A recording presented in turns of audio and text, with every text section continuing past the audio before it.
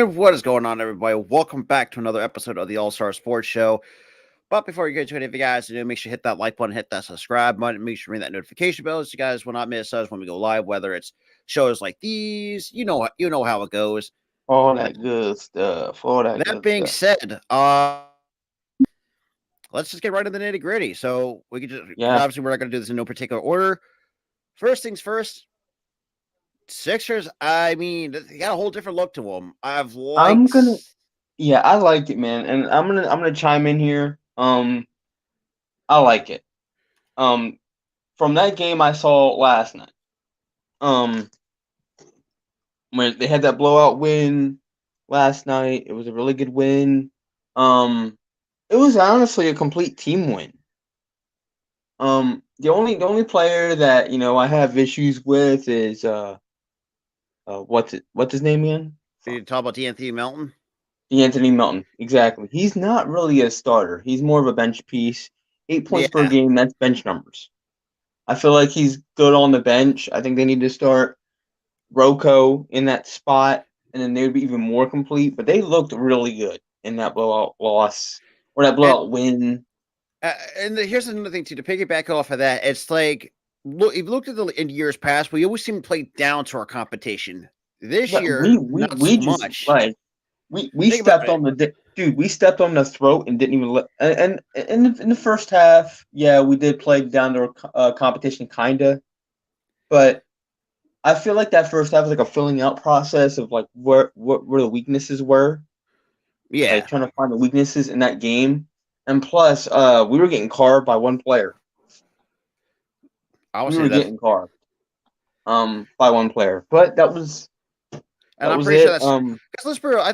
I've always been impressed with Scotty Barnes. I'm going to be Yeah, 100% Scotty honest. Barnes. I'm not saying that he's a trash player. He's I a mean, he's really been good Mr. player. Consistent for this entire year, even Yeah. though let's be the entire team itself is complete fucking trash. Oh my god, Sorry, dude. Raptors fans, but it has to be said. Pascal Yeah, Siakam. honestly, they need. Here's what they need to do. I feel like they need to do what their people that analysts and people are speculating that they need to do. They need to get rid. They need to get rid of Ananobi. OG, I've been seeing, and I've seen Raptor fans even say, that Siakam is a shell. Because I'm thinking to myself, Yeah, dude, you could see it. Siakam, he's gotten older. He's gotten more, like I think older, but at the same time, but remember he was a number two option on that 2019 he behind was. He Kawhi was Leonard that number two option, and when he's Kawhi not really the number two left. option anymore. He's more of that. Oh, Pascal, you're the new face of this team. You're the new leader. Entire. He's And not we a looked leader. at He's a follower. He's always been that way. and yeah, and at the same time, but he looked at this entire score, only 10 points through in the entire four quarters he's played for the Yeah. Toronto Raptors. It's not the only. It's been like that because yes, what through with Raptors, what 2-4 now, give or take, whatever it is. They're 2-4. They would have been 3-3 with the win last night, but they lost this game, so they're 2-4.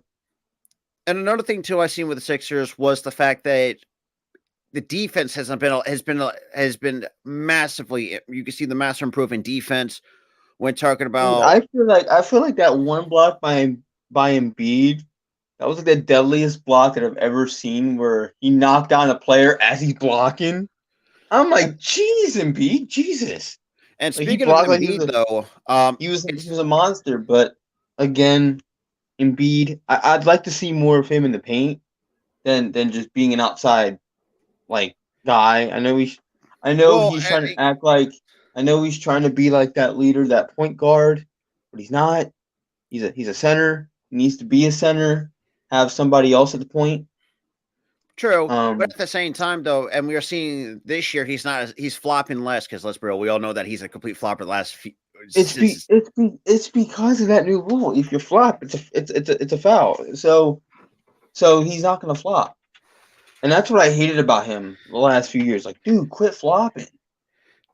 And Like, I think that's where the coaching staff will have to, and that's why I think Nick Nurse, which will be that's segueing to the next one, his impact so far in his first year as the Sixers so coach. far, so far in 5 games, very impactful. Um, Now early on, we were still dealing with the whole Harden thing, but after that, weight had been lifted from the team. The team went crazy. And You yeah, I know, mean, if you took at that one loss, look, I'm not really mad about that loss to Milwaukee because no, it was we all knew the Bucks were a superior team. Everyone knows that. I would say more Boston's more superior in terms of the East, in Nah, terms nah, from nah. from a Bucks are talent the Bucks perspective. are no, the Bucks are more superior. The Bucks are more superior because they got Dame, they got Giannis, they got Chris Middleton, they got all these guys See, still. the last game that Dame played, he was absolutely hot trash. That's not saying that's I've never seen. But that's one game, Rob. Dame's usually been great. Stop I'm depressed. downplaying the Bucks, man. I'm not saying I'm not downplaying. I'm just because when I You're look and pretty say much downplaying. You're like, they're nothing. And then I say Dame. Oh, they got Dame. no, Oh, Dame was because it trash. was funny Like, because I was watching that. I think when was it? A few days ago. I'm thinking to myself, this is unlike Dame at all. It's like where's that yeah, 30? the one game he was bad, but the rest of the season he's been really good. Same And with Giannis. Same with Chris Middleton. Same with that whole team. now So the I'm not gonna be the one to downplay the Bucks. The Bucks, they're a superior team than the Sixers. Let's be honest. oh yeah, And the fact that we also and lost by also and also I think the Celtics are too. I oh boy, hate to say it. I hate to say it because you're it's supposed to well be. known that the Celtics has owned us since 27. Well, not They've people owned us owned us since forever. since yeah, it's been forever in terms of postseason matchups, the head to heads. The only time we ever beat them was back in 1983. No, I'm sorry, that's an it. That's I No, think no, no. We beat that. We beat I think the Lakers in '83. we beat the Lakers in 83 for the title, but I think it was the That was the second. Showtime Lakers too. Magic and Uh, Kareem and stuff like all that. All those players. yeah, Like we beat the Showtime Lakers in '83, but then we haven't done anything since. you ain't We kidding. watched the Celtics build their big three in '08. They won their championship. And then they fell off a little bit, and then they came back up. They had Jason Tatum. We could have got Jason Tatum, but we very stupidly Oh, picked up Tatum and Brown, but that's besides freaking that's Markel Fultz. shit. Like whatever. Yeah, but yeah, so far, like I said, I would say give this. I've liked what I see. If the Sixers would say, because I would say I was because most of the time, because for me, when in terms of a standard, say where this team stands is usually like 40, like at least 40 games in. Actually, hang on. But yeah, I don't What's I don't see where the team stands 40 games in. I can't do that anymore because 40 games in the last couple of years, I'm thinking, oh, this is a championship team. Even when Ben Simmons was freaking there with Jimmy Butler. Oh, this is a championship team. I saw a post like in my Facebook memories of me saying, "Oh, this is a championship team," and it was like, "Oh, they boys? look." Ew. I laughed at that. Yeah, they are far from that. But I but here's so 40 games in, I'm not going to say, "Oh, this team's a championship team." I still believe I'm not buying into the bullshit like I did in years past. I think there'll be a second round exit team again. Still, if they don't prove to me otherwise that they can get to the Western Conference Finals Eastern or the Eastern Conference Finals, because they can't we get all to know, the Eastern Conference Finals, then yeah, that's and I that's will. that's the thing with me. But I'm not gonna say halfway through the season, oh, they're a championship team. I'm gonna wait until the second round. If they win the second round, I'll be like, okay, they might be a second round, or they might be a championship team. Yeah, I'm waiting until the second round of the playoffs. sticking with the NBA. What the hell is going on with the Miami Heat? What I the hell happened? I, You I ever? wish I had answers. I wish I had answers for that. They only have Because like right one win now on their they resume. They're like one well and four, actually 1-5, I think. they're 1-4. They're the worst team in the Yeah, Eastern they're one and Conference, four. but they're the second worst team in the NBA behind the Memphis It's Grizzlies, who are 0 and Listen, 5. it's a really slow start to the season. I won't count them out just yet. It's an 82 game season.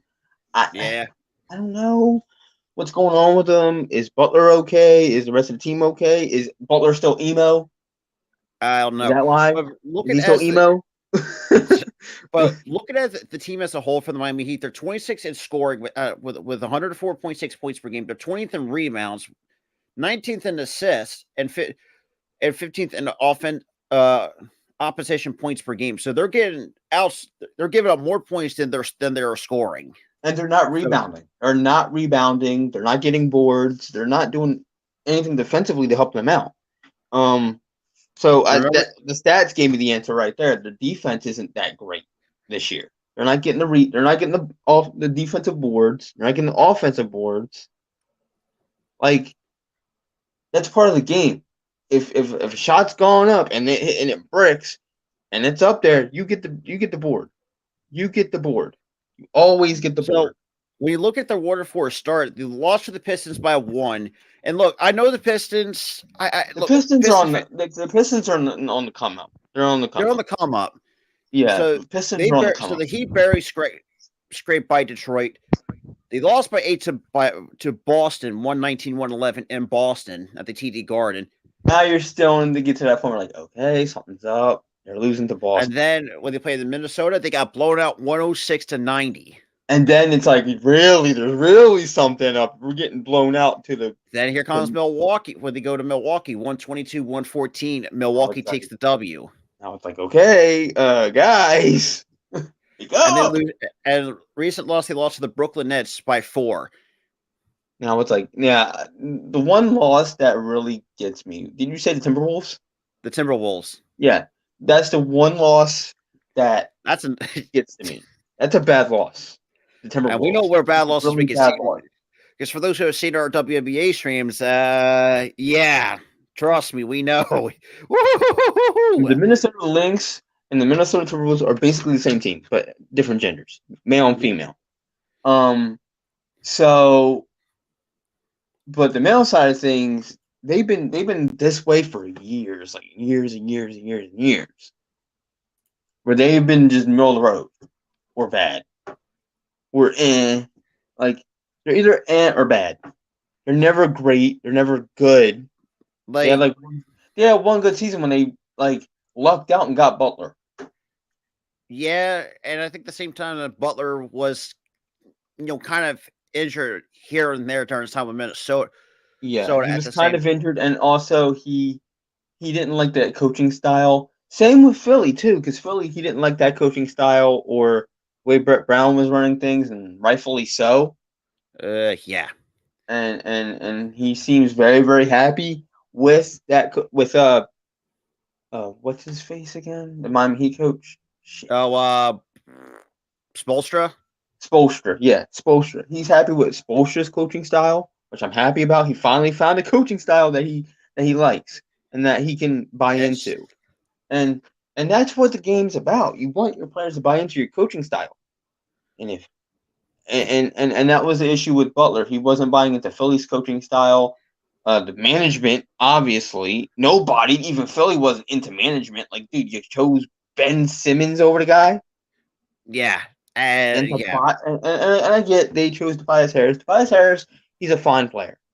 It's just at times. But Jimmy Butler was a superstar, and you chose Tobias, who's okay. I mean, if you think about it, like if the front office were that so blindly stupid, we could have had a guy like Tyrese Maxey as the 2 option. That team, dude, Tyrese Maxey and Joel Embiid is your 3 right there. Your 3 cornerstone. You would have Jimmy Butler 1, Tyrese has the 2, and Embiid is 3. And hell, if we would, then again though, that'd be interesting to see what the rest of the starting 5 will look like. But then what if we still got Oubre at the 4? Yeah, and at the same time though, and we could have had if we can got Nick Nurse a little bit sooner at the same time. That would have been a championship team. There's a lot of things would have been a championship team. But would have been. Like I said, we're not gonna really. It's all in the past. Yeah, the Sixers on the new. We still love Jimmy Butler regardless. So whatever. I mean, emo Jimmy Butler was funny as shit. Yeah. But last thing we were talking on the NBA, we talked about this once before, or not really much, but Woj decides to drop a massive news bomb at 2:50 in the morning, notifying that James Harden gets traded to the Clippers. Whoa.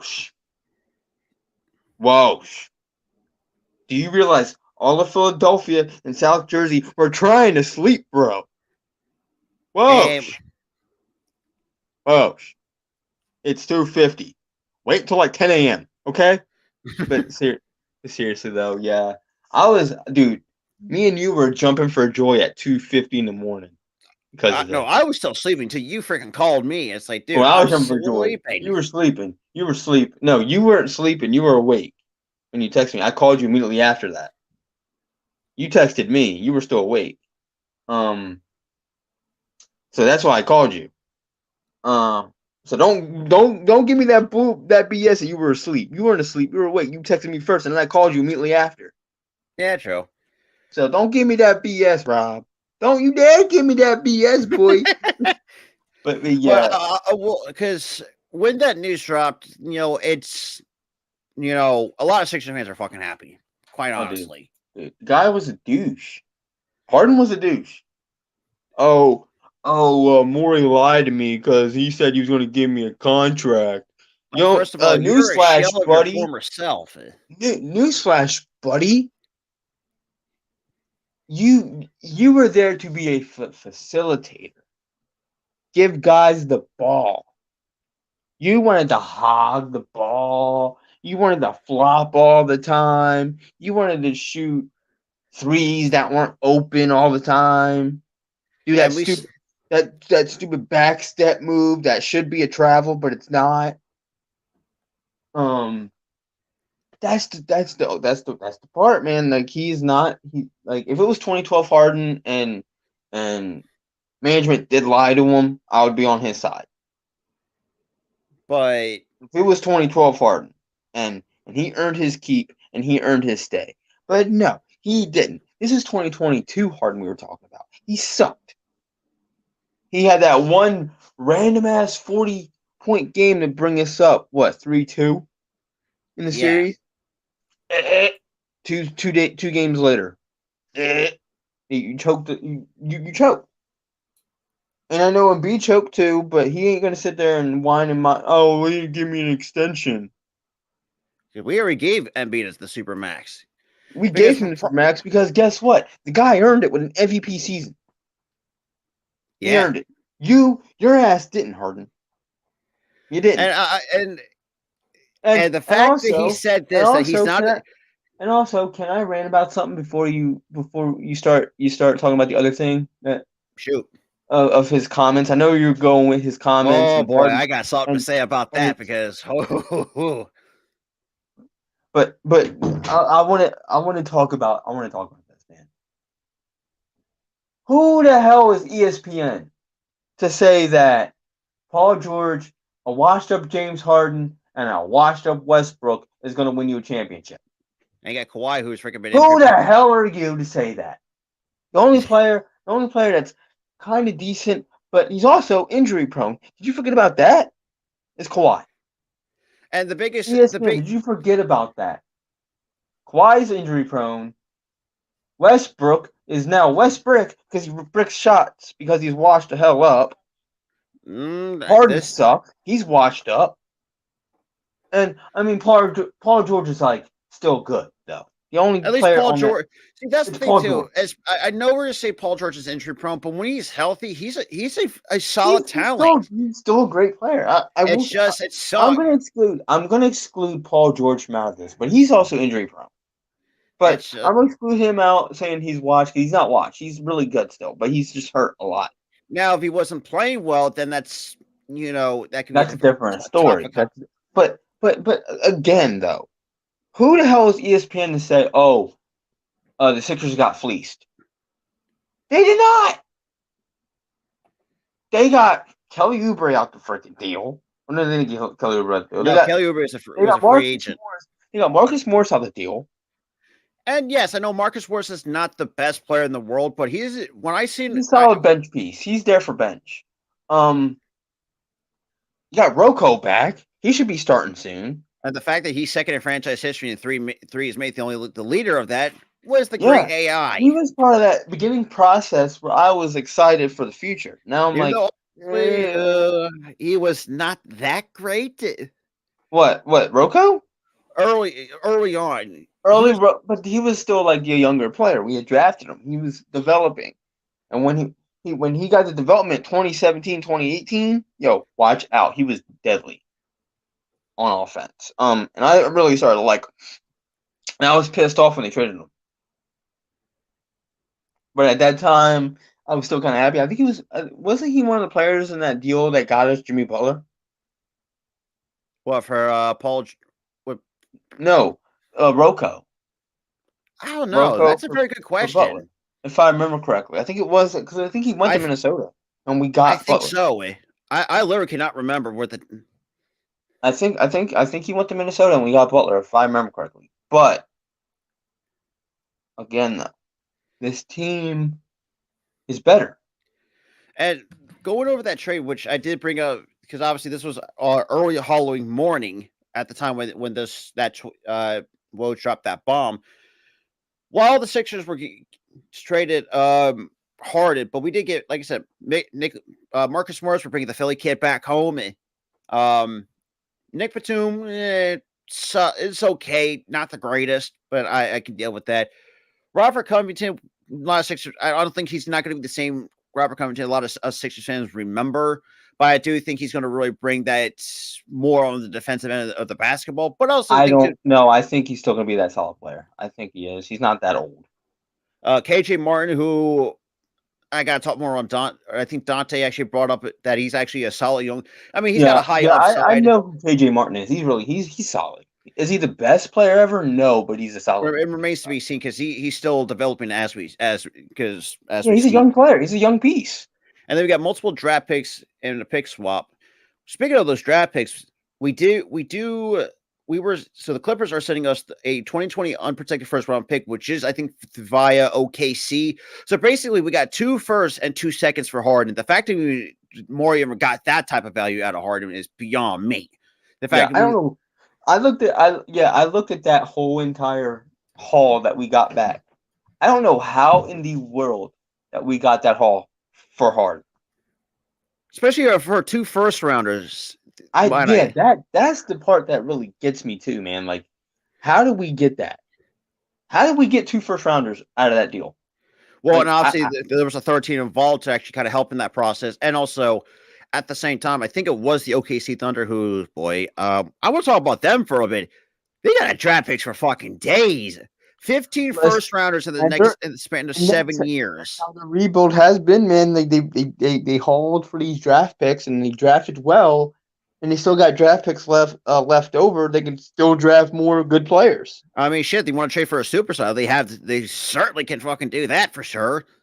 They got 15 first rounders and 22 second round picks. And look at that team. And look at that team right now. Yeah, they're not winning right now, but holy shit, are they exciting to watch. Yeah, and we could say this too. I mean, the OKC Thunder, they had an opportunity to actually win something in 2012 when you still have most of the guys in the prime years. Now, yes, we moved, and ever since then, the OKC Thunder was kind of more of the laughing stock until I would say probably up to last year, where they surprised everybody. And yes, they didn't even have Chet Holmgren, who was actually hurt with I think it was a Lisfranc injury in his foot. Yeah, it was a Lisfranc. And he was still, and dude, they were still competing, and it was great. What's going on, boy, Brandon? But no, they were more so like in that 35-40 range with that whole win thing. Or actually, they weren't. They were. Forgot the record. I'll check that. Please look it up. But for me, and that's the thing too, like for me, I think that team last year, if I had made a prediction last year, I would say probably about 35 to I would say between 45. That's what we were thinking last year before the season even started. Like no high expectations. Even with Chet, we were thinking maybe 35-40. They were 40 and 42. Exactly. They were a 40-win team. They were exciting to watch. They were very exciting. And currently, right now, they are 3-2 in the first 5 games. So they are good.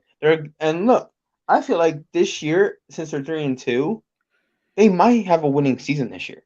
They might. I think another team that really took us by surprise last year, the Sacramento Kings, finally ended their playoff drought after 16 years. The last time they made the playoffs. God damn, I feel just remembering the last time they made the playoffs. I think we still had Chris Webber, who was at the tail end of his career. Yeah, you had Chris Webber, Who else? Aaron. Who else was part of that team? Because boy, they had most of the guys in the tail ends of their You careers, still you and still had Chris Mike Webber has not Bibby. been the same. In his, You still had Mike Bibby there oh, I for forgot that about him, final dude. year. You see him now? He's fucking jacked. Dude, that man is yoked now. Holy shit. Um, I think I was going to say I think Mike Bibby was an underrated player for his Oh, for time. I sure. think Dude, I love Mike mid Bibby. two Dude, I thousands, love give or take. you watch Mike Bibby highlights, you will be impressed. Hell, even the big three basketball league, he still fucking kills it. Dude, Speaking of yeah, I which, know. Like, I'm like, dude, this dude can still play in the NBA. What the hell? Like, yeah, but that again, that's big three. That's not 11-on-11, or not like 5-on-5. 5-on-5. That's 3-on-3. So that's a bit easier. It's pretty much like pickup basketball, But we're seeing like. because But we're so another team. I think this year, right now, I think it has really turned the corner positively. The Golden State Warriors, because last year, they were. here's the thing, though. Like, do you expect anything different from the Warriors? The Warriors, they had that one bad season, but again, that season was brought on by a lot of drama with the Draymond Green Jordan Poole Yeah, situation before the season yeah. started, where Draymond clocked Jordan Poole, Jordan who's actually Poole. stinking it up in Jordan Poole sucked for that whole season. uh, That whole team chemistry wasn't there, and I knew that and then you season. got I'm guys like, were get injured left and I mean, yeah, Clay guys were Thompson getting has it. some, There was multitude of issues. You had that the team chemistry was off because of the whole Jordan Poole, Draymond Green fight. And then injuries happened. But this year, I expected that team chemistry to be rebuilt. I expected it. I expected them to be more competitive than they were last year. and I mean they put and look, they traded the weakling, and trust me, I think Jordan, because for me, yes, I know last year I thought Jordan Poole could be the successor of Steph Curry, and boy, I'm I'm wrong. I thought he would. I thought he would be that too. But here's the thing, though. That was one bad season, so I can't really count him out yet. Um, let's see what he does. Let's see what he does last year. But the one thing that really shocked me from that team last year is why did it take all season? Why all season did the team chemistry did not improve? Like And, all last season, team chemistry was just off yeah, for all 82 I'm thinking about it because I'm thinking for myself all like this 82 is yeah for all 82 games. It was just like the team chemistry was just off. the defending NBA champs that has a weird ass team. The team chemistry, Like, this is it. it just This felt is it. super off. It just It felt weird. Like, I'm sitting there like, yeah, there's something off about this Warriors team. Like chemistry's off. They're not like doing well. Like, it's it's like, just and weird. then I mean at the same time, I mean you have Clay Thompson, and at the same time you got Clay Thompson still dealing with injuries because remember he was coming back from two major injuries, an Achilles tear and a torn ACL, which you did, Yeah, yeah, but and I but mean we that was the whole thing. You had the injury to Clay Thompson. and he was You- still recovering for most of the year, and that really kind of threw everything, put That threw everything. everything off, and then you had the Jordan Poole Draymond thing. Then Jordan Yeah, Poole not that was a huge ass contributing, distraction. and it was still distracting them. Midway And throughout the entire season, it was distracting them. It and was then you like also the had whole rumors fight. of Steve Kerr potentially leaving the Warriors or probably retiring. There was been rumors of that going There was around. there was also rumors that he would get flat out fired Honestly, after so last boy, season. there's a lot of it's been oof. And people and honestly, I was agreeing with it because I'm like, dude, you can't get this team together and build up that team chemistry again. It is Yeah. off. It is beyond. And I honestly thought after last season it was beyond repair.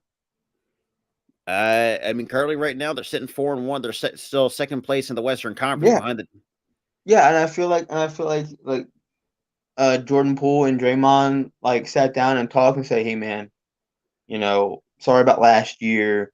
That should have never happened.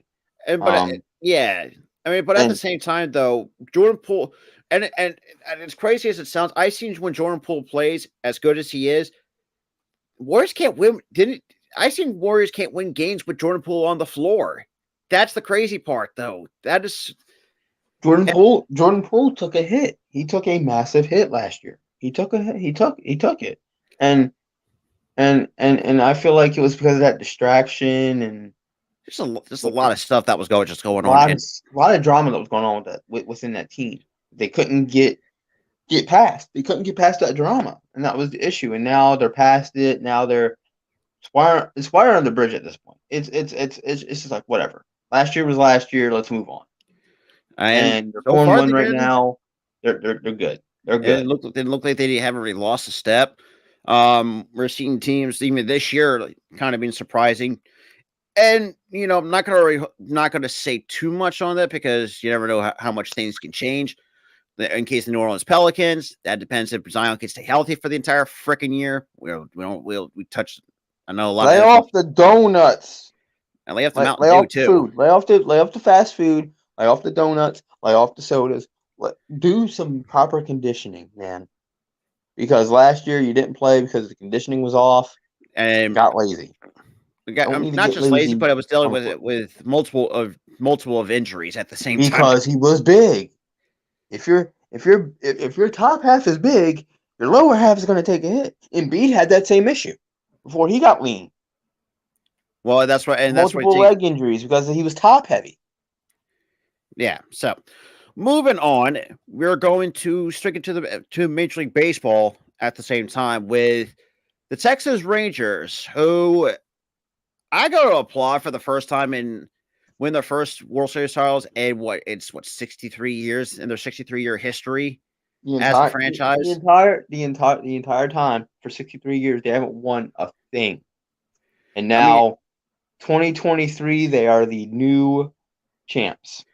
And it's kind of crazy too when you look at the teams of years past, guys like a prime Adrian Beltre, Elvis Andrus, Josh Hamilton, Mitch Moreland. Why you want to know why they lost that World Series with those guys?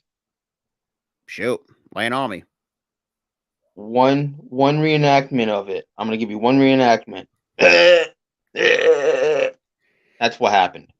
Yeah, and they choked it away, man. They had some good teams back in the day too. You got guys in. How do you look, dude? It's Game 6. They're up 3-2 in the series, and you choke 2 leads. Or 2 leads. Remember. Or no, it was Game 7. Napatai Feliz when he came in and completely screwed it up for the Texas Rangers in those 2 games. Dude, the first game they blew 2 leads. The second game, they blew 2 leads in Game 7. Yeah, 2 leads in Game 7. Game 7 in 2011. Choked 2 times. In 1 game, and then the second time you choked, you didn't get the lead back. And at the same time, this is still the same era or the same period that there was no such thing as the universal DH. This was in the mid. This is when pitchers still hit. Yeah, I know. It was. I'm like, dude, and I'm like, this is no fair because the AL has a DH and we don't. What the? And yeah, that was kind of the biggest talking point years later. Say, and not because it's like, we hate pitchers hitting because number one, we seen Jacob deGrom actually hurt his shoulder swinging the bat. But also, it's pointless. It's a pointless having a pitcher in a 9-hole in a lineup where it's like 1, 2, 3, you're out every time. Because we have, and you've seen like the American League, they've had a lot of success with it because you can make different combinations. You can make different for the Boston Red Sox, who is Mr. Consistent with Big Poppy, but that's besides the point. Yeah, but like that's the whole thing. You can have a versatile lineup. You can't really change that 9-hole if you have a pitcher there. That's always reserved for a pitcher. Oh, absolutely. And that's what sucked about it. I'm like, and then we had guys who were like, boom, boom, boom, nothing. And it's like now you could be the Giants though and have a pitcher that absolutely freaking raked for no reason in Baumgartner, which is crazy as hell. He raked for them. Like, what the heck? But yeah. Put Baumgartner in the freaking home run derby. Jesus Christ. And I think another one no one really gives a lot of love to that he could rake. Zach Greinke. He's another one. Zach Greinke too. I'm like, put him in the damn home run derby too. Like, where does this power come from?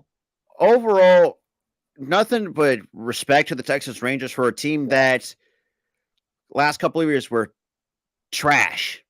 It sucks to say, and yeah, I mean, get it. Yes, we're trying to see the one under 70 games last couple of years, but you could see You see the signs of like, the there's something progression there. of what this team could be. And then getting guys like Marcus Simeon on the team, Corey Seager. I mean, Corey you got Seager. Nathan Avali for whatever reason turned back to his 2018 self. Yeah. Made a Like trade for like Jordan Montgomery, who's been solid. You got a solid young catcher in Jonah Heim. yeah. Man, Hell, even getting guys who were not that great anymore or hurt in Scherzer and DeGrom, that even helped them for some reason. yeah, I mean, yes, I know Scherzer's a shell of he want, but then again, though, we don't know if players are playing through injuries. We don't really know because they don't really Know show about it. that. But then again, it was the Mets organization. I feel like both Verlander and Scherzer didn't like New York, and Yeah, that's why and they we're played as seeing, bad as they did and because they when didn't like Verlander New went York. back to Houston, he just didn't like He he turned didn't back the have damn it. clock. He turned back the damn clock to last year. Exactly, Because but and plus with the whole thing of Verlander and Scherzer button heads and that whole ordeal, and I'm sorry, New York Mets fans, but I feel like Scherzer and uh Verlander didn't like your team.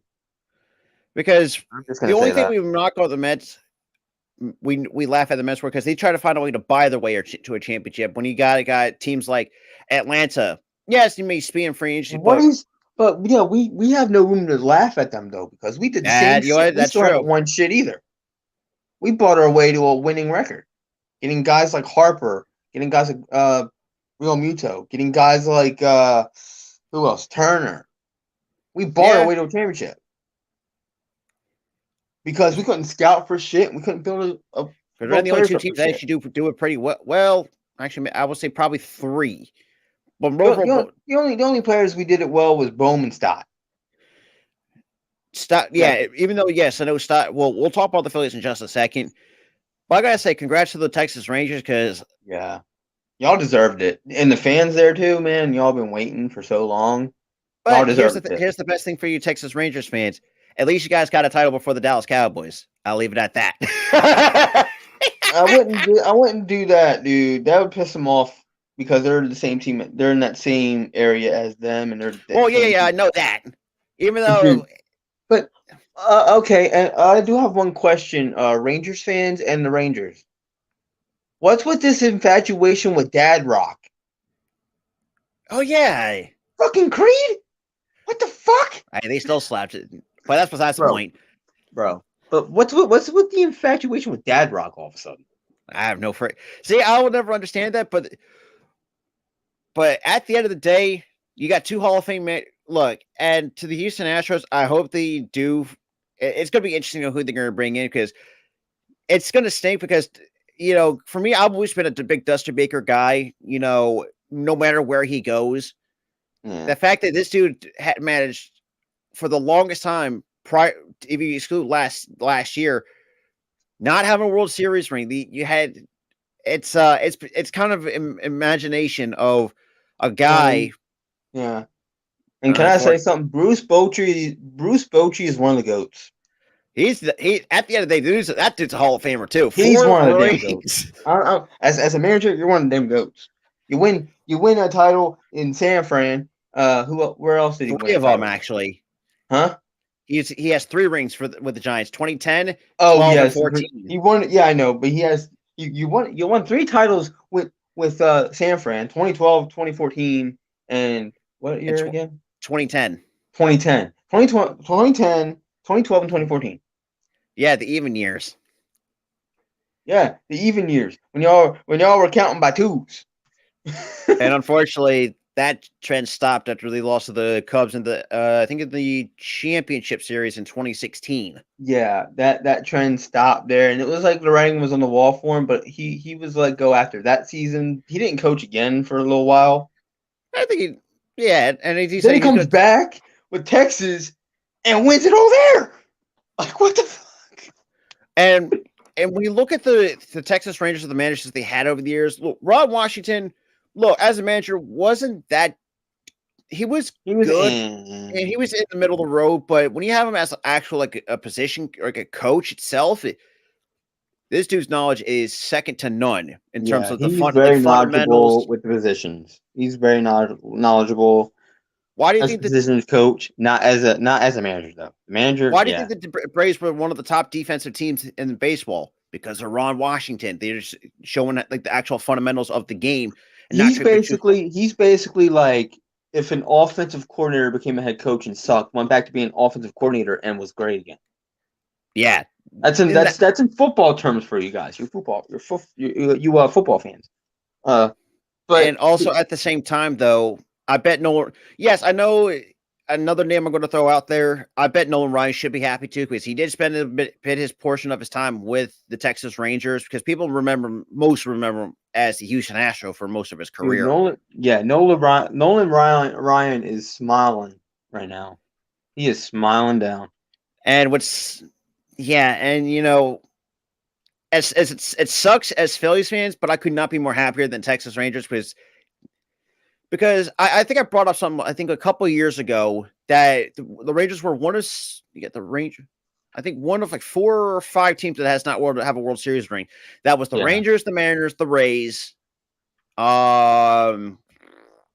was a couple other teams I couldn't think of, but it's going to drive me nuts. The Rangers, the Mariners, the Rays. Oh crap! Shit, what's the other team? Wow. There was I said there was 4 teams that have not won a World Series, and I can't think.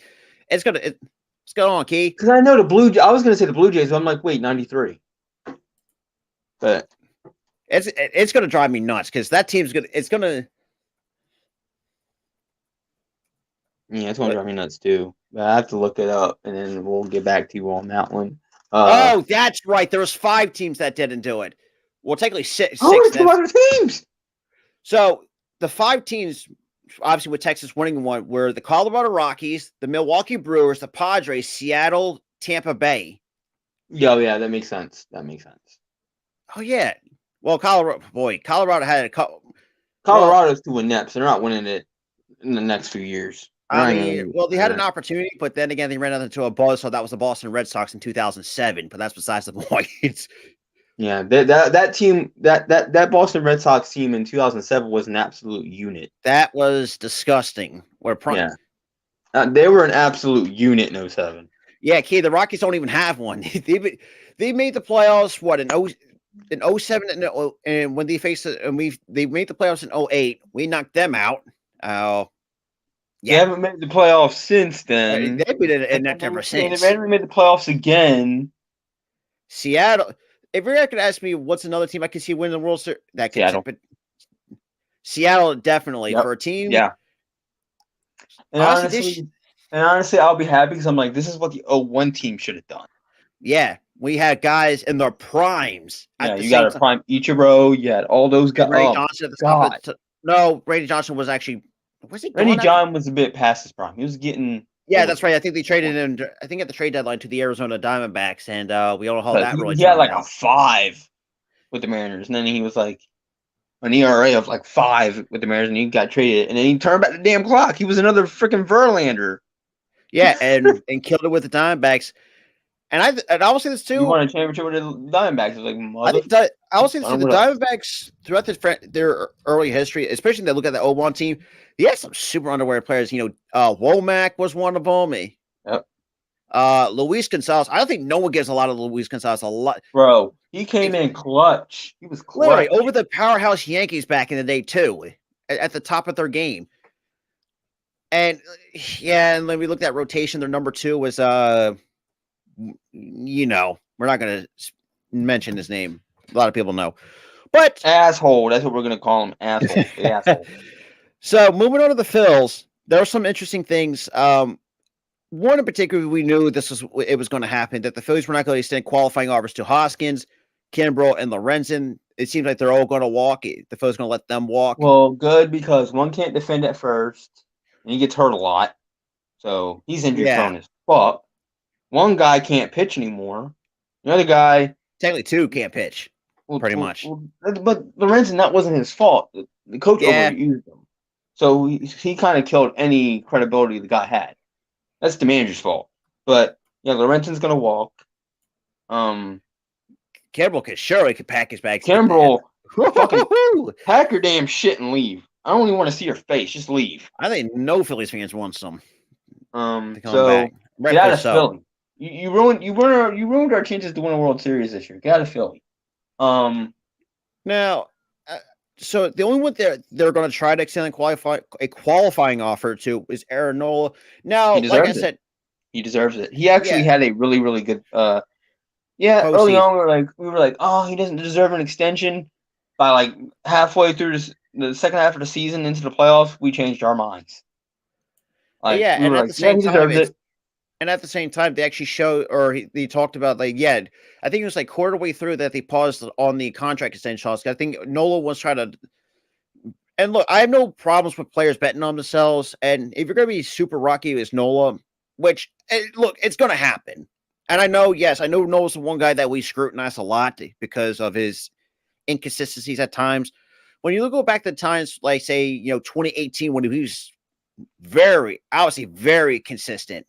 Third runner he was up like the only consistent pitcher we had that year too. And that's the thing too. And the way that it's such the way that we went out, but it can't be worse than a lot of Phillies fans remember of the other teams that we had in the years past. Guys like Tommy Joseph at first base, Cameron Rupp behind the plate. Honestly, I look back at that. I was still kind of salty about the World Series this year. I'm like, well, it ain't as bad as the 10-year freaking stretch. Yeah, you know what? And the teams that we had over the years, I mean, guys like Mr. DV, Odubel Herrera out of here. Yeah, Mr. Domestic Violence, asshole. Nick Pivetta stunk. Ugh. Hell, we look at the terms of the pitchers that we went through. Guys like Nick Pivetta, Vince Velasquez. And here's the thing. My stupid ass thought that those two were the future. My stupid ass thought they were the future. Back then, man. And what's also funny about Nick Pivetta, even when we traded him to Boston, and he still sucks over there. Bro got carried by the rest of the rotation in the lineup. Every start that he had in Boston, he lost. Except for like a few. The only good memory I would have of Vince Velasquez is during his time in the outfield against the Chicago White Sox.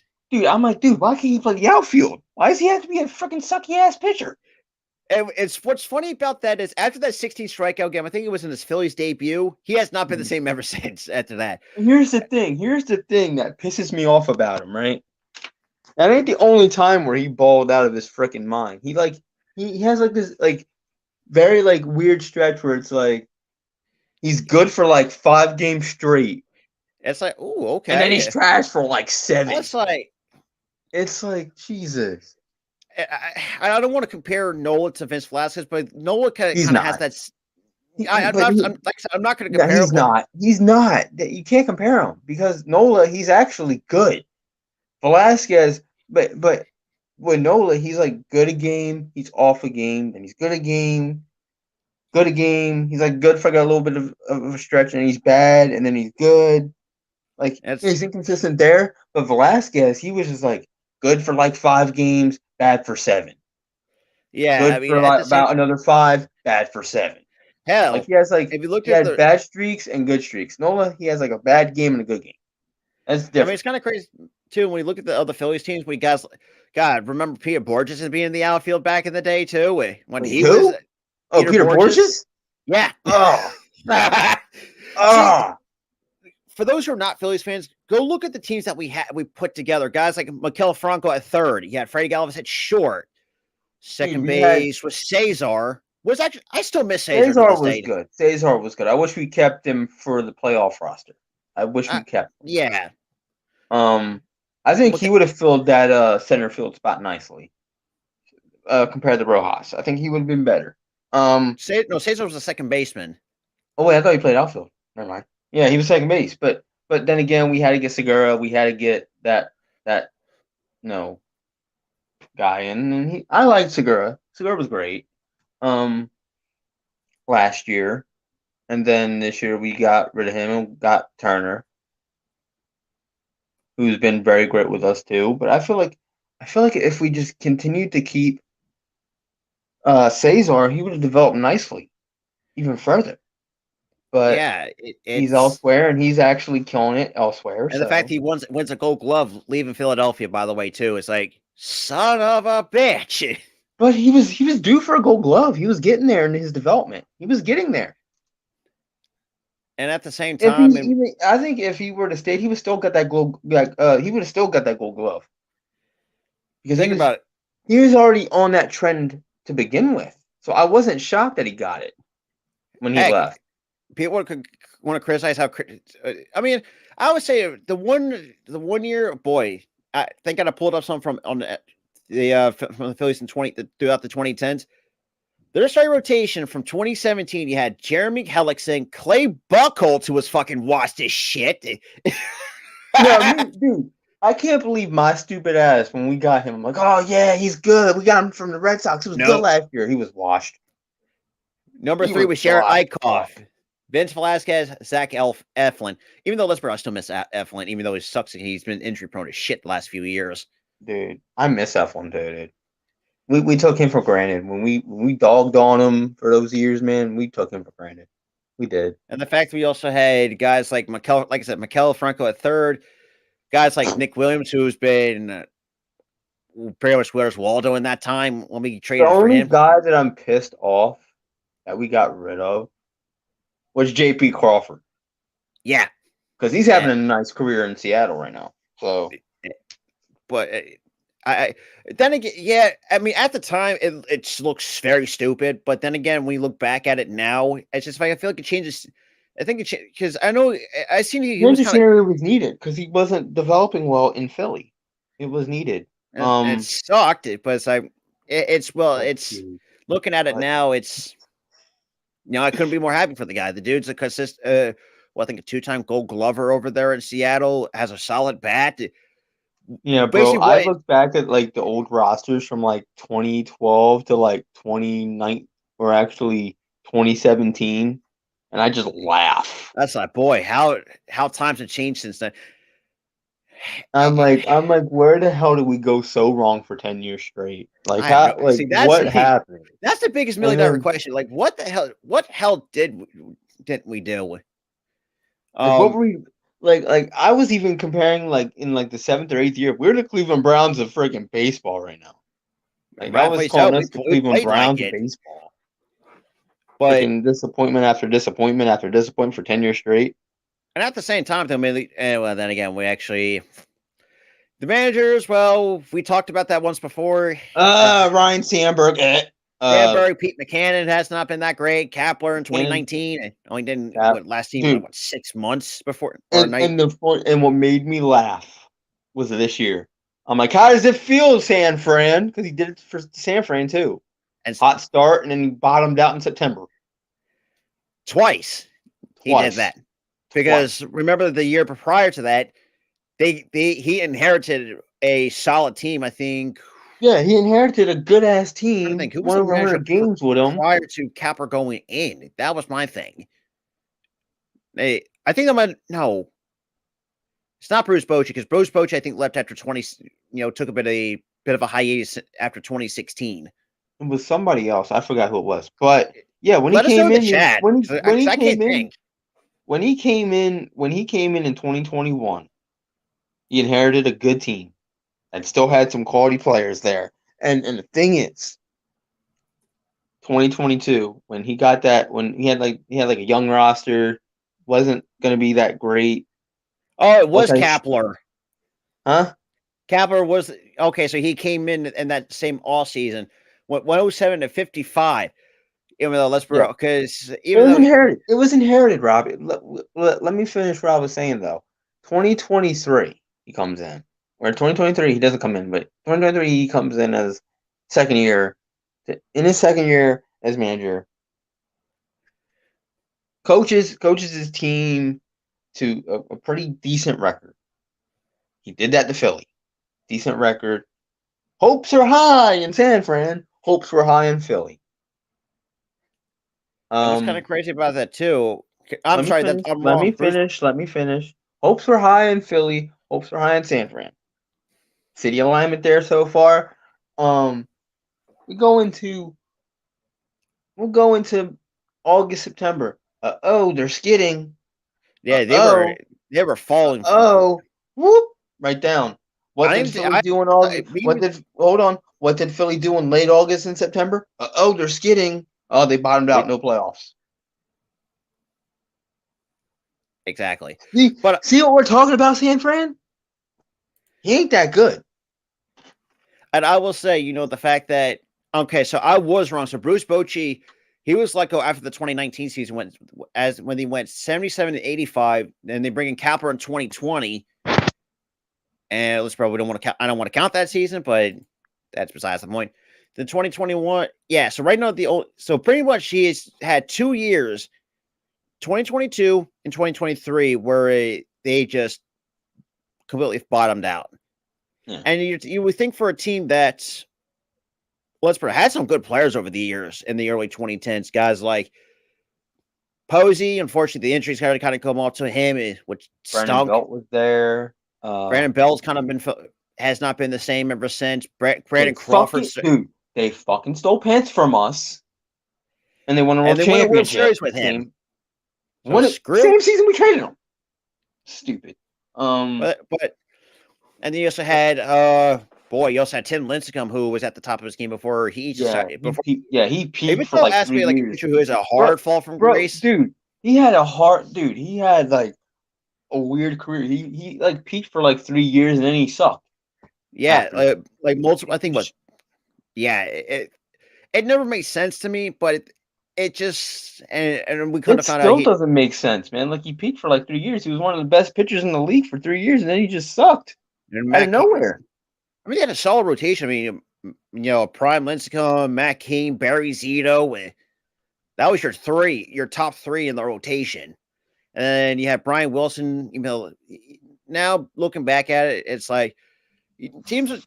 It's kind of hard to build like team. Well, I'm not saying it's not hard to build teams like that, but that's besides the point. But obviously, right now we're going to move on to the NFL for our last and final segment. So, obviously, before we get to our picks and predictions, which is going to be our last and final topic, Josh McDaniels, Dave Ziegler, they got in their pink slips early. Yesterday morning, around like 1:00 yesterday morning, give or take. No, it was 1:00. 2 days ago. Oh yeah, 2 days ago. 2 days ago. Yeah. That's the funny part to me. The funny part to me about that whole thing is that Josh McDaniels early on in the season said, "Oh, I'm not going to be the same coach that I was, yelling at my players, cursing at my players." He still did that. I'm not going to be that same guy that's going to try to run the team, GMing and all. He tried to do that. He tried to do everything that he said he wasn't going to do, and the GM allowed it to happen. Yeah, and I'm not going to say the GM wasn't at fault. The team was bad. The roster makeup was pretty bad, honestly.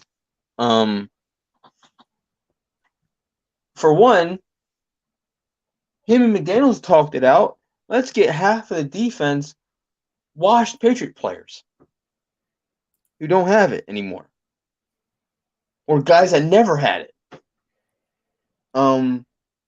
Let's trade for Garoppolo, who's been injury prone.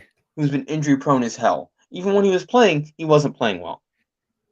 And now at this point, they're sticking with the rookie quarterback for looks like for the remainder of the year. Which it's something they needed to do because he's actually a better quarterback than Garoppolo was this year. And that's kind of the biggest problem with the Raiders. Like they never developed quarterbacks pretty well. I mean, I would say outside of Derek Carr, but look at the teams that Carr has. The Raiders teams they built around. They were not the greatest by any stretch of the imagination. I mean, guys. For me, I don't think developing a quarterback is their problem because they do try to develop quarterbacks. My problem with this damn thing, Coconut Head hires GMs that don't know how to freaking build up teams. Don't build teams around. And we're trying to rebuild the Patriots way in Las Vegas, which I had the It's feeling not that it was working. never going to work. It was never The, going to work. It doesn't even work in New England anymore. and we're seeing that fall in And we're full. seeing that blow up in their face. But here's the thing with them. Yeah, getting D Hop was nice. Not D Hop, Devontae Adams was nice. Getting At first, but now keeping he's. getting Waller. Well, trading Waller sucked. But at the same time, he couldn't stay on the field worth a damn with the Raiders He couldn't stay anyway. on the So, field. But you still have Hunter Renfro. You still have and Renfro's been kind of Devontae. MIA for most of Yeah, this year. the rest of the team's MIA. The offensive line stinks. Chandler Jones had a mental breakdown, and I really feel bad for Chandler Jones. Chandler Jones is freaking the fuck out. Devontae Adams wants out. Like it's bad. It's bad over in Vegas. And I know this was talked about before. Even Mark Davis is like, first of all, you can build a championship team of the Aces, but yet you can't do nothing with the Raiders. Make it make sense. Again, I think that's different roster makeup. You have 11 players on offense, 11 players on defense. You're only dealing with 10 players and 10 Well, I know players. that, but I'm just saying. And it's different makeup. I feel like it's harder to build I feel like it's easier with basketball. You can fit them anywhere. They could be a good fit. With football, you got to think, oh, do they fit the scheme? Is this guy that good? Can he play zone? Can he play man? Can he play spread? Can he play West Coast? Like, you got to think of the different schemes on offense and defense. Can he play the 4-3 spread? Can he play the 4-3 spread? Can he play the 3-4 spread? Or sometimes we see defensive corners incorporate a Tampa 2 or Tampa 3 or cover. Yeah, can he play the Tampa 2? Can he play the Tampa 3? Can he play a two-man rush? Can he play a three-man rush? Can he play There's a lot more of like a strategic value in football than basketball. Basketball is like, can you catch, can you shoot, can you defend? Like that's pretty much all that is. And I know it's gonna piss off a lot of basketball fans. I get that. But I mean, that's you got the 2-man. Oh, you got the 2-man and 3-man. You got the man-to-man. You got the you got all this other stuff. You got zone. Like, yeah, we get that. But then again, though, you've seen a lot of man-to-man zone and press in football too. So it's. But that's different, though. That's a completely different thing. With basketball, you're only defending a part of the field. With basketball, like part of the court. With football, you're defending like 100 yards of field. Exactly. And you're running a lot more than you do basketball.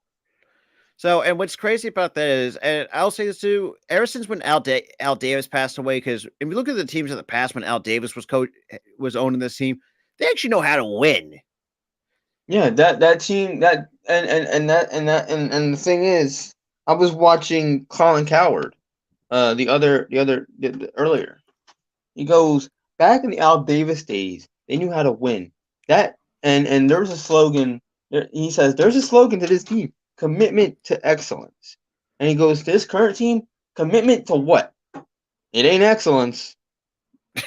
You ain't wrong. And that's what Colin Cowherd said. That's not my word. That's Colin Cowherd's word. And I know, as football fans, we're 50-50 on Colin Cowherd. Sometimes he's right, sometimes he's wrong. Well, then again, we see more. Dude, I can respect Colin Cowherd because he actually grew a pair and started liking Philly a lot more. And it stinks. I mean, the Raiders, and yes, the one thing that people always have the knock-on throughout the NFL history is that they were obviously the renegades of the league. Like they were kind of like the misfit, I guess. They're the misfits. Term. Yeah, they're the misfits, and unfortunately, we as Eagle fans, thank God you and I don't remember, we lost to Jim fucking Plunkett in 1980. But that's when they were good. Yeah, and look, they had Jim Plunkett. They had Bo Jackson. Bo Jackson was a Raider. Yeah, Bo Jackson was. For those who don't remember playing Tecmo Bowl. Even though that's a fucking cheat code, you fucking bastards. That's besides the point. Kind of like Michael Vick was in Madden 04. Oh yeah, So that running was. around for days with that dude. But yeah, back to the Raiders though, like nowadays they're not committing to excellence. They're committing to failure, basically. Failure. Yeah, you're committing to failure, and it sucks because Oakland fans are the most loyal fan bases. One of the most loyal fan bases. Oh in the yeah, league. and you're Like, gonna lose another team to they Vegas. They could be like 0-6, and the fans are still and the seats are still filled. It could be 0-6. Yeah, But that's the whole thing with this team. Coconut Head cannot get a GM that knows what he's doing. Can't get a coach that knows what he's doing. Because it's like it's ridiculous. And oh, look, Rich Bisaggia, what you doing with him? Oh yeah, you didn't even consider him to be the next coach, or at least give him a chance. Or yeah, give him a chance. They didn't even consider him. They let him go. He's elsewhere now. And yeah, and boy, and their defense is not that great either. From just from the eye test alone, dude, they have like bottom defense, like bottom ranked defense. And it's kind of funny to say, oh, the Eagles' defense took a regress. Go watch Raiders games. They're worse than us from an eye test. Honestly, our defense has regressed slightly. I didn't like that's the thing. We've regressed slightly, but it's not enough to where it's like, oh, we're in trouble. It's slightly obvious. It's not like, oh, like we can stop the run, we can stop short passes. But the only thing is like stuff in the middle of the field because of soft zone. But anybody can get beat off of that, even the good defenses. So our defense isn't that bad. But the Raiders though, holy shit, are they bad? They can't even. And I feel bad for Davante Adams. Like, first of all, like you had an opportunity to move him at the trade deadline, but you decided not to do it. Yeah, and Davante Adams is screaming, "Let me the fuck out! I want out of this team." It's crazy enough is because look, you ran Derek Carr out. Yes, I know he hasn't really played well with New Orleans, but he's shown to be a capable quarterback. And yes, he's playing in a weak ass division, so that's not taken away from that. But you've seen Carr actually show flashes to be a solid quarterback, like a top 20 quarterback. Because I don't think he's that, in this. I wouldn't really put him in the side of the top 15. Surely not in the top 10. But that's besides the point. Yeah, I would put him maybe like top 15, top 25. I mean, he's still a capable quarterback in this league. Yeah, he is. He's still a capable quarterback. But the thing is that, with guys like Michael Thomas, guys like Alvin Kamara, Chris Olave, like with that core, he should be better than what he's playing. But they're not. I mean, right now they're right now which we'll talk about the Saints in just a minute. But last and final thing, we're going to week 9. We're at the halfway point of the season, which is kind of completely freaking crazy to completely believe it. So you know how this is. Like I said, we'll do this each and every year on this show. So overall Thursday nights, even though we're not going to go over Thursday night because that was a complete shit show between the Tennessee Titans and the Steelers. So screw Tennessee, but that's besides the point. But we got the Germany games, the 6-2 Miami Dolphins and the Kansas City Chiefs. The Dolphins coming off an impressive win over not the Vikings, but the Patriots. Obviously, the biggest knock on them is like, can they beat a Super Bowl caliber team? That's the biggest question. Can this Dolphins team do? The Chiefs, yeah, getting blown up by Denver on it. I got no words. I got no goddamn words. Like, I could not speak. It's like, what? Lost 24-9 to the Broncos. And yes, the Broncos, when you look at the Broncos from the eye test before we discuss any further, are not the greatest team. They're not that good. They're lucky, or actually, who isn't the Chargers? I think Chargers are dead. I think in last. I think they are. Oh yeah. No, wait a minute. I'm wrong. Because it's No, I'm sorry. That's the Raiders. I'm an idiot. Because I think it's Chiefs.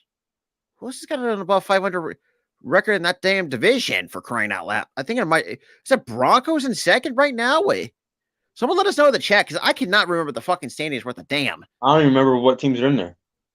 I think it's the Chargers, Chiefs, Raiders, and No, hang on. it's no. What it is? I think it's no. It's the Chiefs, the Chargers in second, Broncos third, and then Raiders are in last. That's what it is, man. That's standings. It's Chiefs, Chargers, Broncos, Raiders. No, hang on. It's okay. So you got to flip. So it's Chiefs, Chargers, Raiders, Broncos. How are the Broncos worse than the what the? Okay. Here's the funny thing. Before we talk about that, the Raiders and the Broncos have the same record. But wait, did they wait? Did the Broncos lose to them? Oh yeah, that's right. The Raiders beat the Broncos this year. Yeah, they did. So they got the tiebreaker, so that's why they're in.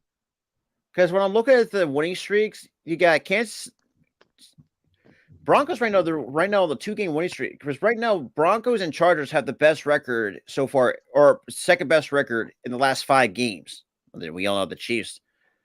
I think it's because I don't know. Like right now, the jeez, yeah, I'm not gonna really talk about that. But for me, the way if you're going to, that depends. If the Dolphins, because I think the Dolphins are still missing Trent Armstead on that offensive line, which really just doesn't really see much from the Dolphins and the Chiefs. Yeah, their wide receiver core isn't that impressive. You know, you got a bunch of 2s, a bunch of 3s, and an occasional 4 and Sky Moore. Realistically, if Sky Moore was on a Super Bowl contending, well, but knowing that the fact that you had an opportunity to, I think last year, the year before, had an opportunity to keep retain Tyreek Hill, but yet you didn't decide when to pay him. Yeah. And quite honestly, this is a revenge game for Tyreek Hill. It is the revenge game. It is the game that. So Dolphins right now, because I'm trying to think. Because right now, I think I'm going to go with Dolphins because I think they got the momentum coming in after a nice, impressive win over the Patriots. But I'm not going to. I don't know who I chose in the pick 'em. I don't know if I chose the Dolphins or not. But if I didn't, I'll just stay with my pick 'em pick. Yeah, no, I'm pretty much it. I'm the only one that picked every single one this week. Wait, I picked everyone this week. No, when I'm looking at it, like no one else has made. I made my picks. It's not because I'm looking at it on my phone.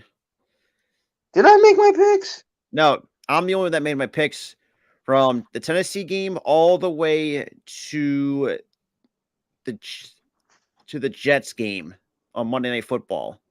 I'm looking at my phone right now. I'm trying to figure this out.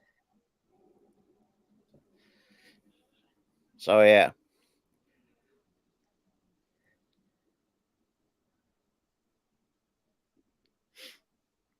I swore I made my picks because I did it. Because he was like, "Make your picks." Like, as I was just getting up, I'm like, "Geez, all right." Which is this fan? Yeah, I made my picks this week. Okay, that's weird because apparently I can't see it on my end. Apparently. All right, but so did you do your picks still? Like I mean, like on here on the stream? Yeah, well, I did it. So right now we're on the first one. Yeah, so I'm going over the picks that I have, so we can choose to get as both. But for me, I'm going with the Dolphins just because I think they got the momentum going on their side a little bit. Because the Chiefs, well, the biggest thing with the Chiefs is how can they respond after getting blown out by the Broncos and Denver. But I'm going with Dolphins over the Chiefs. Honestly, with your explanation, I'd change my pick to the Dolphins because they're gonna be pissed off. They are gonna be playing pissed off. So like you said, they're gonna have the momentum after going into Denver and getting blown the hell out. the way they did. Oh, that was the Chiefs. They got blown Oh wait, out. that was the Chiefs. Oh wait, that was the Chiefs. Okay, then the Dolphins. Well, then again, I'm Dolphins picking got the the Chiefs. momentum. Then again, I'm picking the Chiefs though because the Chiefs got blown out. They're gonna be pissed off. True, but at the same They're time, gonna be pissed I've seen their off. They're gonna be secondary get angry. They're gonna be wanting to play harder. true, but at the same time, I think their secondary is going to get torched. Yeah, they have a win. You They got do have a Tyreek weak Hill secondary. and I'm Jalen taking my Waddle. pick again. I'm taking it again. Yeah, I'm so indecisive right now. All right, So yeah, next game. see that's the thing too. Like games like the Chiefs and Dolphins, it's a coin toss Yeah, because it's like, yeah, I mean, but next game we got the oh Jesus. Thank God this is a 1 o'clock game. 1-7 The card. Browns are like super terrible. I mean, here's the thing: are we gonna get Deshaun back? That's the biggest question. Probably That's the big not. question there. That's the big what if you will. Because Um, right now it's really because right now we all can agree that's the worst trade that the Browns have made in NFL history. Or any NFL team for that matter. I wouldn't say in NFL history. I would not say that. And again, I've seen worse, but that's besides the point. But I'm The going with the Browns on this one, just because I feel like that defensive line for Cleveland is going to eat. yeah, they're gonna eat. They're definitely gonna And eat. knowing how and we've seen how crappy the Cardinals can be, or well, they truly are. It's going to be a rough day if you're a Cardinals fan. But then again, it's already been rough anyways because you guys are freaking trash. That's besides the point. So I got to. So I'm we have choosing enough. the Browns. I'm choosing the Browns too. I think it's just. I don't. Yeah, it's The defensive line is just scary, and that offense has been hit and miss with the Cardinals. Very miss, to be and honest. it's kind of the same way with the Cleveland Browns with PJ. Well, I would say last week PJ Walker actually did play pretty decently PJ for. Walker, he'll give you. I feel like PJ Walker's decent enough Like to he's get hit wins. and miss at times. Is basically what we're saying for those who are But wondering. here's the thing: he shows signs. So I think they need to just develop him more. Cut their losses with Deshaun because my God. Oh, trust me. Before you do that, so sorry, this is gonna blow your mind. So the cap hit next year with Deshaun Watson, because I know he's getting paid, his cap hit this year is $5 million. It's going to all the way up to 60. Was it 62 mil? I think it Oh is yeah, they're next gonna year. have to cut their losses Yeah, for they are a sure. cap hell. You're gonna be in cap hell at that point. All right, next Not even game. Barrett. Oh, gee. I'm going with the Saints. No explanation needed because the Bears suck. Yeah, I went there too. Saints. Yeah, because last week, because you picked the fucking Bears over the who did the Bears play? Over the Another fucking trash chart. team. That's why I picked the Bears. The Bears would handle them, but no. Uh, We got the the next game we Rams. have the Rams and Packers. I'm going with the Rams because the Packers, they are in a very weird spot. And for those who are wondering, Jordan Love, I don't think he's the guy with Green Bay. I just don't think, because from what my understanding is from a lot of Packers fans and what I've been reading, it seems like they're going to look for another quarterback. They're Um, gonna have to. They're gonna have to, man. Like you spent 3 years behind Aaron Rodgers and you didn't learn shit. because yeah, the only positive with Jordan Love, he has a strong arm, but he is very inaccurate as shit. That's the Yeah, thing. yeah, And your defense doesn't want to come up to play. I mean, Joe Barry's a fucking crap or shit defensive coordinator. Boy, and I have He not. is very. He's terrible. He is terrible. Um, I might have to go with the Rams too because they have more experience at the quarterback position. With Matthew Stafford. Uh, I think you're frozen.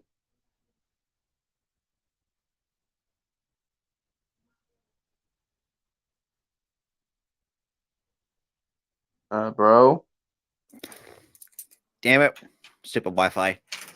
Cut out I on was me. like, bro, I'm not gonna know who's speaking. I'm like, is he speaking while I'm speaking? What's So going I on? was going Because to it's like, say, Aaron Jones, he's he's okay. he's getting up there in age. He's getting up AJ there in age. Dillon's been nowhere to be seen. That's David Bakhtiari. They got to move on from him. He's been injury prone as fucking hell. Oh yeah, AJ Dillon's been. But anyway, I got Oh, the Rams because of the experience of Matthew Stafford. He is. and I think just they had the slightly better talent than the They have Packers. slightly better And yes, talent. coming off a complete ass whooping by the Dallas Cowboys, but I Yeah, think the they're Rams. Cowboys. The Cowboys are going to be whipping. bad teams' asses. But I But think realistically, I'm going with the Rams. Like as Tyler said, that it's just the player personnel is better.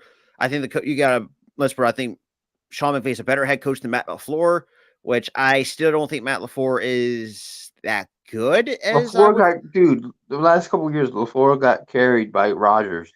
So Yeah, and the fact is, and trust me, he's the kind of guy that actually I would say have on the hot seat at some point. But moving on, we got the Falcons and the Vikings. Now, the Falcons, they're going with Taylor Heineke this week because we all know how crappy Desmond Ritter has been this entire year. Pretty much leads the league in turnovers. And then with the Vikings, it's not an interesting situation because you lost Kirk Cousins to a torn Achilles. You traded for Josh Dobbs. So the question is, do you go with the rookie Jaron Hall or Josh Dobbs? For some reason, I have a feeling Josh Dobbs is probably going to get the start, but I'm going to go with the Vikings because I can't trust the Falcons. Because, look, I'm not saying I hate the Falcons. The Falcons are 50-50. You don't know which version of the Falcons you're going to get. I'm going with the Vikings this week. and I'm I going with can't. the Vikings too It's because just of those reasons. and Exactly. and obviously Minnesota is right now on a 2-game winning streak at this moment. And plus they have the more of the momentum than Atlanta. Yeah. So this was a toss up. Is like because you got the Seattle Seahawks and the Baltimore Ravens. Like because I want to think to myself, like, damn it, that's like because it was a coin toss. So I'm going with the Ravens because I feel like they played much better football than people are giving them credit for. Now, yes, I mean early in the season they play a little bit sloppy, but then again, we've seen a lot of teams They do that. figured themselves out and they've won 6 straight, or they And they're won six six, right six now. and They're two. leading the AFC North because Yeah, that entire divisions are pretty much a crapshoot because the Bengals, their slow start kind of just ugh. the slow start Steelers, really got them to like, I don't know. They might just be a wild card team at that point. and then you Um, have the Steelers who are mid at best. And let's be, I think Mike Thomas should have been fired about 5 years ago because let's be, I they kicked don't think it's Mike Tomlin's fault. I'm telling you, it's Matt Canada. even though we'll see, we'll It's see. Matt Canada. It's full on Matt Canada, bro. But I'm going with the Ravens. I just feel like I think they just, but for some reason my guts, son of a bitch, this is tough. You got the Seahawks are playing some solid football. You got the Ravens playing solid football. Like, who do we go? I'm going with the Ravens. I just feel like they just have. Now, I wanted to go with the Seahawks because I think they had a better wide receiver core, but I just feel like they just have a better. I think the Ravens are just better overall. They have a solid run game with Justice Hill, and yeah, I'm just going with the Ravens. It's kind of hard to explain. Next game, we have the Bucks and the Texans. The Bucks. I will say this too with the Bucks before we make the pick. I don't. It's kind of funny that the Baker Mayfield is. I'm very surprised of somewhat a quote unquote career resurgence. I feel like, but here's the thing, though. I feel like Baker was never the issue. It was the rosters he was on.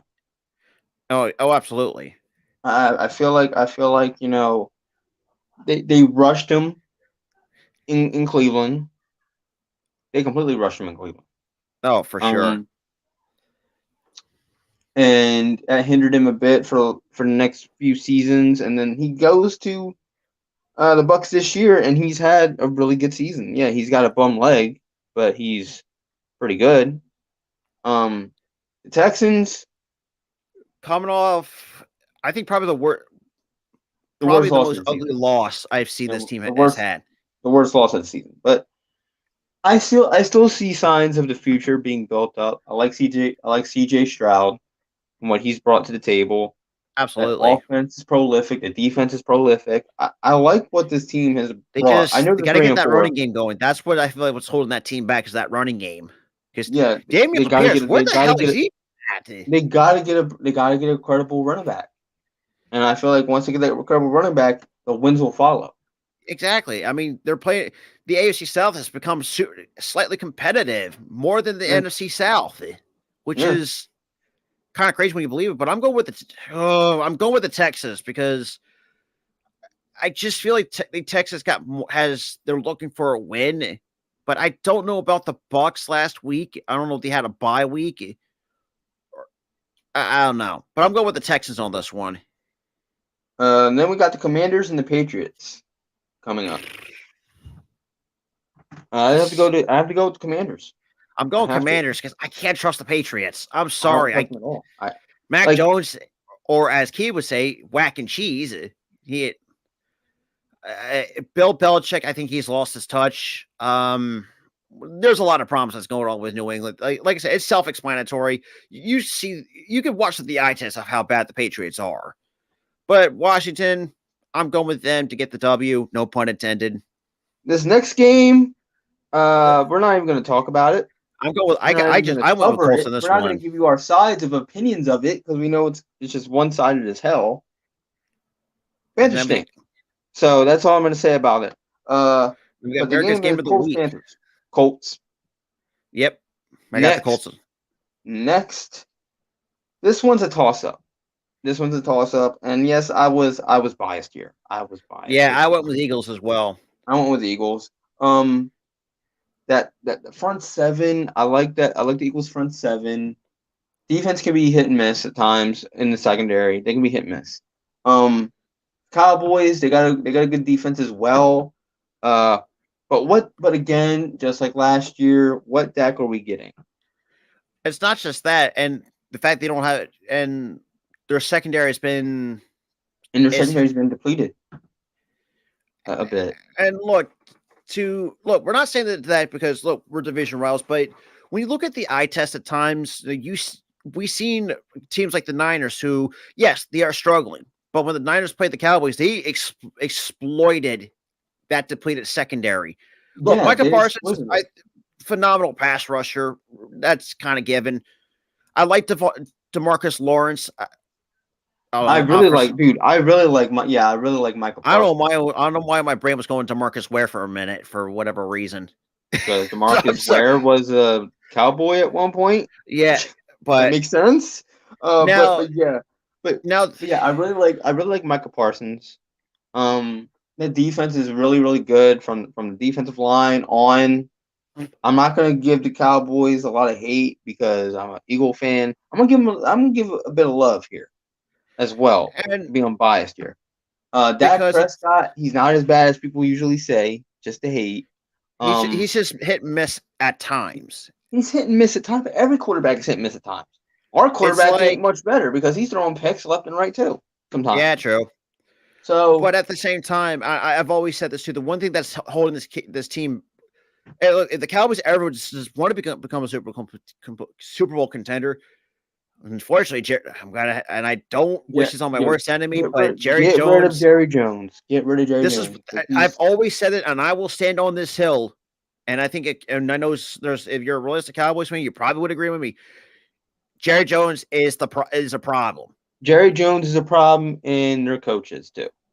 And I will say this too. I think this whole because we all know we went with the Eagles, but I think what held this team back for a while was the fact that after when Jimmy Johnson left, or obviously got fired by Jerry Jones, he hires a crap coach. See a trend there? He hired a crap coach after Jimmy Johnson. I think it was Bill Parcells afterwards. That was it. But then again, they get a great coach in Bill Parcells. And after they see some success, let's get the guy who claps a lot. And that's another thing too, where that really rubbed me. The fact they kept him for a decade was mind-boggling stupid. What the fuck? Like they kept him for that long. Look, trust me. Look, we can hate on the Cowboys all we want because that's our rivalry. And the thing is, it's all because he was Aikman's backup for the team. Yeah, since you're a homer, we're going to sign you. What?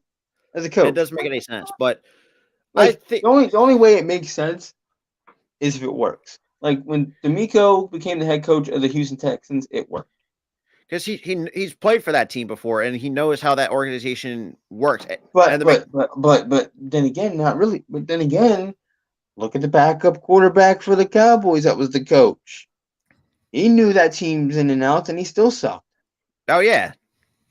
So that's not the reason. I feel like the reason is that they knew that he had more heart than just standing there chewing gum and clapping, like he did. But Because I mean, if you think about it, look at the chart of the history of Cowboys. Yeah, they've been around since 1960. They had one with two with Tom Landry. Still, I think one of the greatest coaches that the franchise has ever had. Second up to Tom Jimmy Landry. Johnson. Tom Yeah, Landry Tom. was Was he Tom Landry after Jimmy Johnson? he was before in the Oh, before. Okay, I was about to say 1970s. if you're talking about the guy after Jimmy Johnson, that guy sucked. No, because Uh, but it started to decline afterwards. I think before we get to the 1990s, and let's be real, the Cowboys in the they 1990s started had to some, decline. They started to decline like right after '99. After '99, they went whoop. and we're seeing what they are today. It's like They're a good they team. It's just like they just fall short when it matters. just fall Which short when it matters. That's and all it if is. you're And to realistic Cowboys fans, and I know that's got to be frustrating as shit because like look the last I always think with the last. and everybody complaining like, oh, they always talk about this year's our year. Every freaking team's fans do that. We even do that. It's nothing new. Even though yes we Like do we we always harp them about it and stuff like that. But every team's fans do that. Oh, this is gonna be our year. And like, but you know, they're not gonna win one until Jerry Jones is gone. And Michael and McCarthy, my God, he sucks sometimes. With the play and trust me, calling. I've heard from Cowboys fans they don't even like Stephen Jones either. So Stephen that's Jones isn't that good either. Yeah. But the next game, yeah, give me Raiders. Raiders all day. Raiders. Yeah. I'll be shocked at the Giants. Well, then again, I don't play. If you guys are betting people, do not bet on the Giants. I'll leave it at that. Yeah. Because the Giants they have problems in in a Unless you have multitude of like a areas. parlay with Saquon Barkley running the football, but that's besides the point. Yeah. The offensive line is depleted. The defense is really depleted. Who knows Coaching, what Daniel the Jones is only going to the look only like? thing that's the only thing that's good enough is the coaching still. And it's I yeah, think Dable is just given a bad hand. Let's be honest. yeah.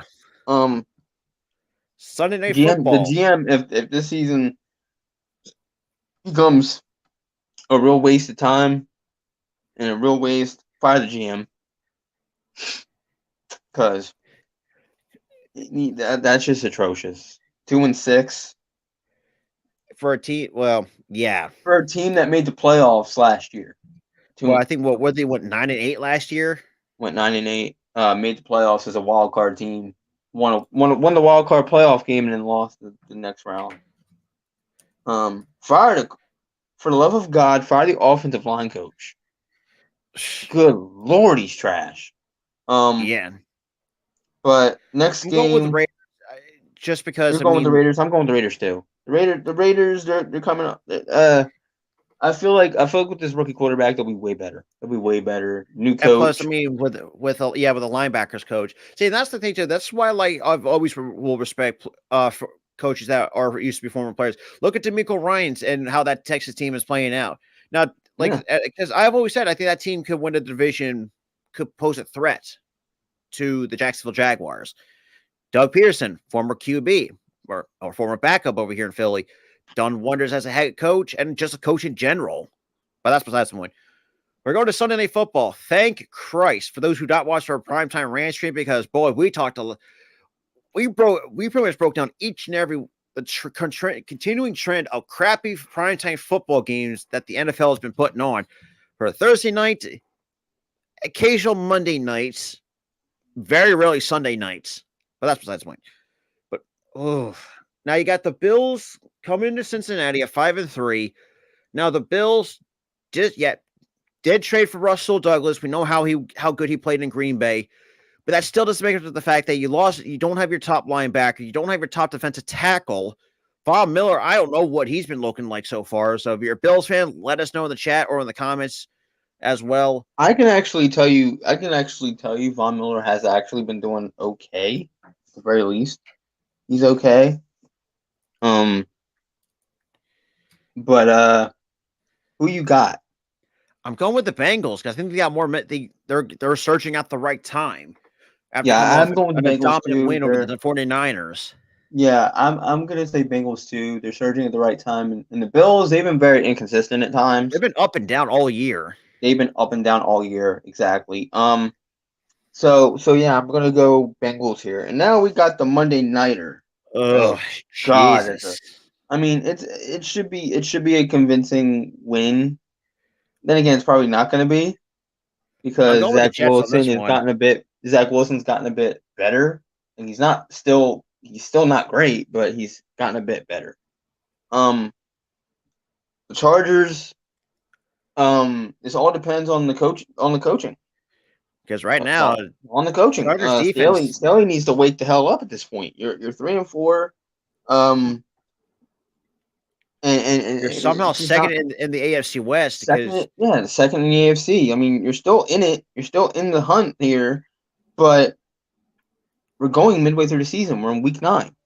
Um, and the so I don't. Jets, they're just coming off a scrappy overtime. The fact that even that was a boring, obviously not scrappy, but boring overtime win against the Giants. And let's be real, I think no one really cared for it if you're a Giants or a Jets fan.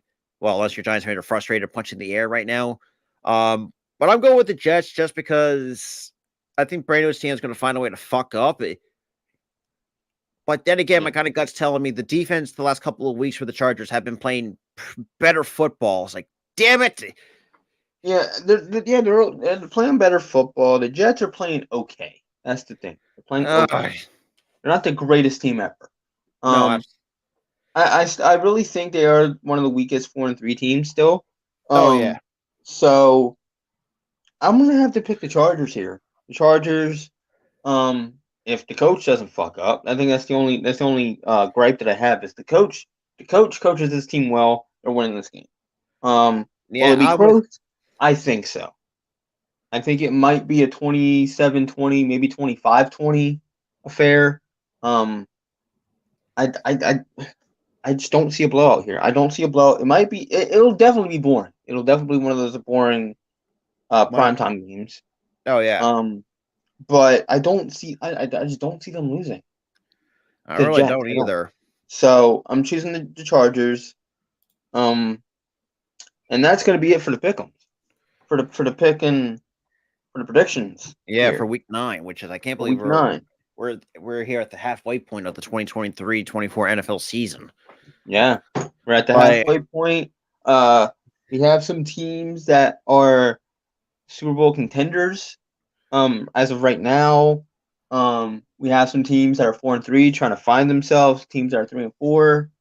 Teams it that are because we all right, know the writings on the wall against, like the we might be seeing some Panthers. coaching changes. People that need coaching changes. We're seeing a It's lot of storylines play out in the midway point as expected. So, with it's that gonna said, that's your predictions. yeah. So with that being said, as Tyler put it, Tyler said it, put it well, perfectly. But it's gonna be interesting what week 10 is gonna hold for us because I know there's gonna be some teams on the bye week, us included. But that's besides the point.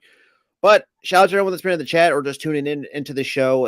This has been episode 6. Guys, make sure you hit that like button, hit that subscribe button, make sure you ring that notification bell. Like I said, we're not going to keep you too much longer because we and Tyler will prepare. I might skip SmackDown because we this went past 7:30. You know what? I'm with you on that.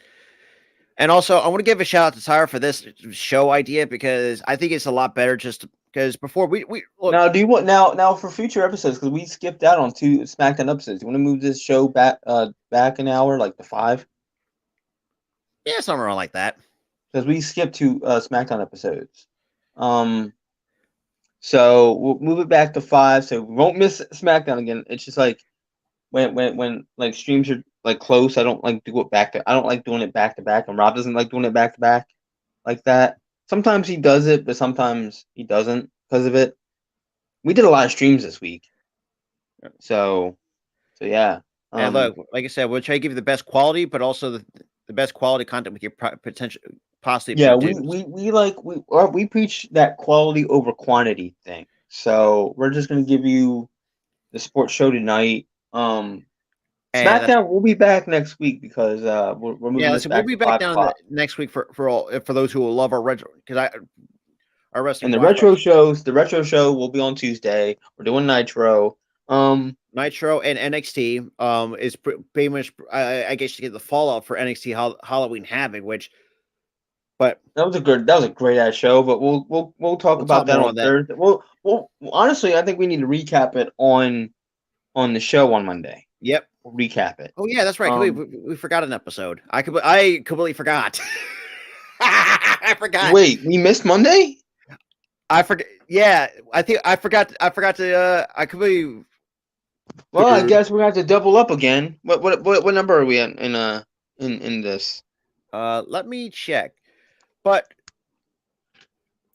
Because if we're at 58 right now, then we'll have to double up.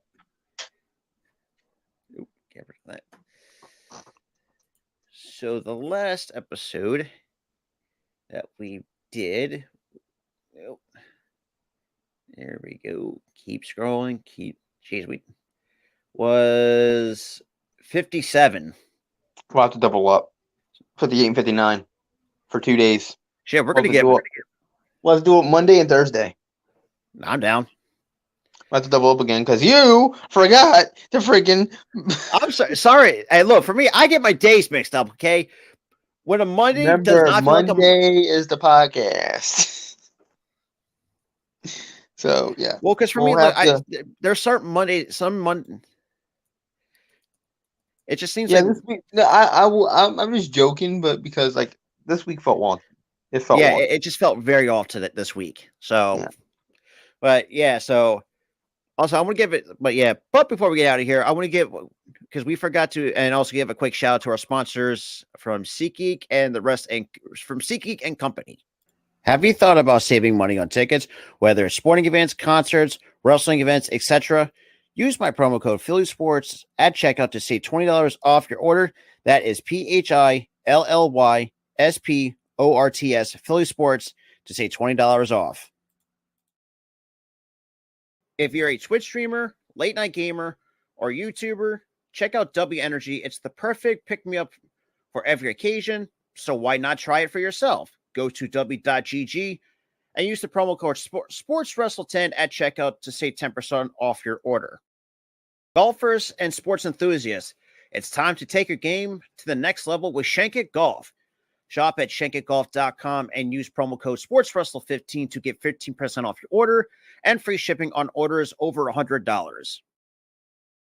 If you're a top-tier high school or college athlete, a veteran in the men's league, coaches needing uniforms, or even an enthusiastic little leaguer needing bats, gloves, batting gloves, etc., we've got you covered. Right now, you can give your performance an extra boost by entering the promo code SportsWrestle10 at checkout so you can save 10% off your entire order. Are you looking to make a statement with your very own custom jersey? Go to fansidea.com and use the promo code SportsWrestle10 at checkout to save 10% off your entire order. So shout out to our sponsors from SeatGeek, W Energy, ShankIt Golf, Stinger Sports, which is a great one, and shout out to Fans Idea as well for sponsoring of this channel and the show's entirety.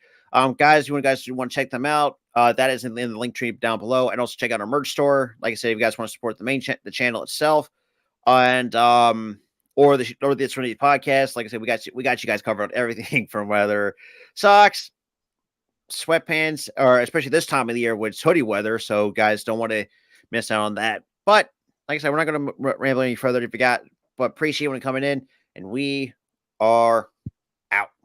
Peace.